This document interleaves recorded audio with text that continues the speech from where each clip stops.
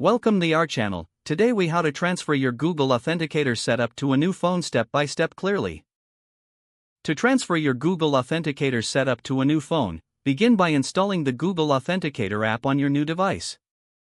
Open the app on your new phone. On your old phone, open the Google Authenticator app. Tap the three-dot menu icon in the top right corner. Select Transfer Accounts from the drop-down menu.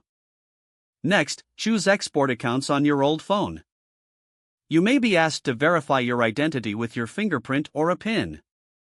After verification, a list of your accounts will appear. Select the accounts you wish to transfer. Tap Next to generate a QR code. Now, return to your new phone. In the Google Authenticator app, tap Get Started.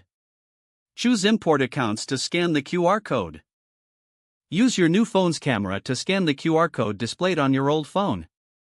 The selected accounts will now be imported to your new device. To ensure everything works correctly, check the verification codes for each account. Once you confirm that the codes work, return to your old phone. Uninstall the Google Authenticator app from your old phone if desired. Your accounts are now successfully transferred to your new phone. If the page does not load, refresh the browser or try again in a private or incognito window.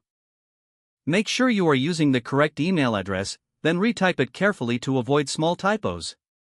If your password is not accepted, use the reset option and create a new strong password you can remember.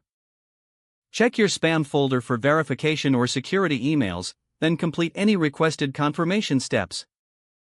Enable two-factor authentication if available to improve account security and reduce unauthorized access risk. After signing in, review your profile details so your contact information and settings are accurate and current. If you see an error message, note it down and try again after restarting your device and internet connection. Log out when you finish, especially on shared devices, to keep your account and payment information secure. If the page does not load, refresh the browser or try again in a private or incognito window. Make sure you are using the correct email address, then retype it carefully to avoid small typos. Don't forget to like this video and subscribe to our channel for more step-by-step tech guides.